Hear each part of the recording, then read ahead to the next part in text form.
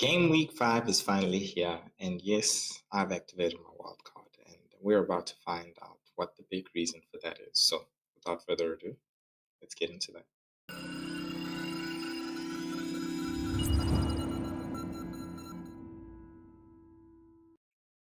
All right, guys. Now, I'm gonna start off the show really just by touching on, how I did. Got 50 points in my game week 4. So this is my game week 4. It's not the wild card. Relax. This is my game week 4. Yeah, I mean, the team essentially, I can't say it's in shambles or anything necessarily because, if I just made the right decision and had Gabriel on there, maybe would have seen Sales putting a 9-pointer there against Liverpool. It would have been a very different story. But, the big reason, honestly, I feel like my game week 5 wild card is a lot better than my initial, team. So that's one of the reasons why I've also gone with that's one of the reasons why I've also gone with basically, changing the team up, and also knowing that I can also put Salah in. So, getting myself covered from that point. So, big shout out firstly before we go on to the game week 5 wild card reveal. I need to just say well done to the boys, honestly keeping it alive in the fantasy football G League. I am still at the top there, number 1. Got a bit of a gap, but the temperature has literally just come out of nowhere and just like gave me shockwaves, honestly. Very good game week for him. Well done, Joseph. And then Sano is still keeping it tight there. Brent Neal, really dope, man. Slot them away. Is not going away. Tiamo, my man. All right. We see you, dog. We see you, dog. I've got Menu shoes on. Hey, these names, dog, I swear. But Spartan, Cedric. Yeah, man, I see you, dog. I see you. They're number 6 and 1 per team FC as well. Another one coming out of nowhere, popping into the top 10. Bloodline FC, keeping it strong, my man. Hey, you dipped out. Hey, you went out of nowhere. You were out the top 10, came up. Actually, no, you kept the bloodline in the top 10. So yeah, well done, well done. Pedro Porridge is still in there as well. Dropped, but he's still there. And then back of the Neto, going all the way from number top 3 actually to down to top 10. As long as you're there, but hey, you're in reaching distance. Quite frankly, you're in reaching distance. But I mean, the tempestuous sea coming out of nowhere from down and the bottom half coming up should tell you guys, yeah, you can do it. You can do it. Cool. So that's it with the league table. If you guys want to join the league code is in the link in the description below. So let us get to that wildcard team reveal. Let's get back here. And then, man, let's just hide this one. And this is it, guys. Bam. Now let's start from the back. Obvious combination is David Raya and Fabianski. Now let's talk about what I've done in the defense there. Staying with Arsenal is that I've actually decided to triple up on Arsenal.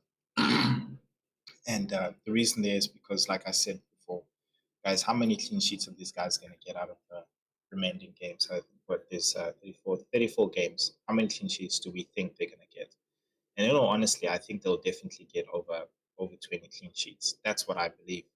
And so I want to have a piece of those clean sheets. And, when it comes to the attack, I think the goals are so spread out, and I think there's so many options in attack that I can really cover myself with other different options. So I'm very happy. I just feel like gaining the edge over everybody else is knowing that I'm actually going to be getting clean sheets. So that's the reason why I've really gone and tripled up there, and then reinforced that along with another great defense, which is the Liverpool defense. And these two teams have honestly been putting up really great defensive numbers. And I'm sure you also realize that I've gone with centre backs there, and that's because of the fixture congestion. I want to be able to know that my defense is actually going to play. Now, Pedro Porro there with Tottenham is surprising. They're also up there in the defensive stats. They're also very much up there in the top 3. And that really surprised me. But I understand considering the way they play with the high line and pressure. And so there's not a lot of teams that actually get to have a lot of shots against them, um, or have necessarily big chances. So I'm very happy to still have Pedro Porro there. Then when we get into the midfield, of course, Salah is the obvious pick there in terms of this game week. And I get to cover myself there in captaincy. Rogers really an enabler for this team to have Haaland and Salah. And staying on that point with Haaland and Salah, Salah is not here for a long term. This game week, this wild card really have one free transfer, and so what I plan to do really, and plans change and they can change, and I'm flexible like that. So what I plan to do really is carry. Of course, I've carried it over. So I'll have two free transfers. I want to carry it all the way over until game week 7, which will allow me to have 3 free transfers. And I'll then transfer out Salah for Salah and another um, another midfield player for some attacking options when it comes to the Man City. And by then, maybe we might know what the verdict really is with KDB. And so I'll be able to actually put that money on KDB or even Foden, which is saving me 0.3 as well if KDB is out and Foden came in.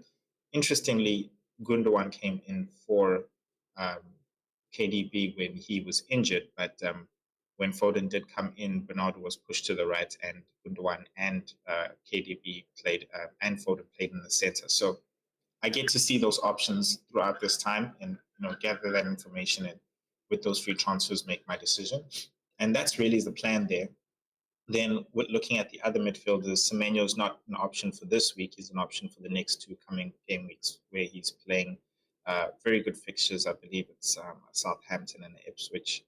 I'll have to check that up, but I know it's a very 2 good game weeks, so he's not going to be playing in this game week. And then another enabler there is Harry Winks. He has some good fixtures along with Vardy, but we'll touch on that when we get to the strikers. But he's really an enabler, and he's the person who I'm going to be taking out along with Salah, freeing up that money to bring in some bigger and better guns in the attack. And then Buemo, of course, fixtures are going to start coming up. Fixtures are starting to look good with him. No Wissa around, and that brings me to my strike force. And this is why really I've gone with Vardy, because I feel like he has a very great fixture right now against the team that is really in shambles when it comes to defense. And Vardy, playing at home as well and having played a lot of minutes, I feel like he's definitely a man that could probably get himself on the score sheet for this game. But besides this game in itself, they actually have a very good couple of fixtures as well, and maybe even rotate well with Calvert-Lewin, who himself as well have very great fixtures. I think on Leicester side, the only fixture that's really looking bad for them is the Arsenal one. I believe that's in game week 7 or game week 7, if not the next game week. Oh, it's actually game week 6. Yeah, it's the Arsenal one, and Calvert-Lewin has some good fixtures there as well.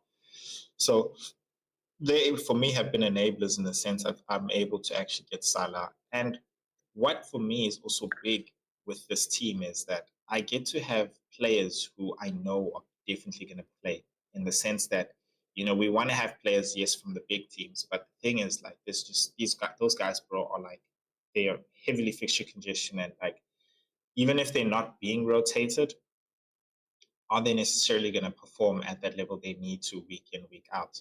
And that's really what my concern is with those players. Like, fine, Saka's going to be there, he's going to have to perform.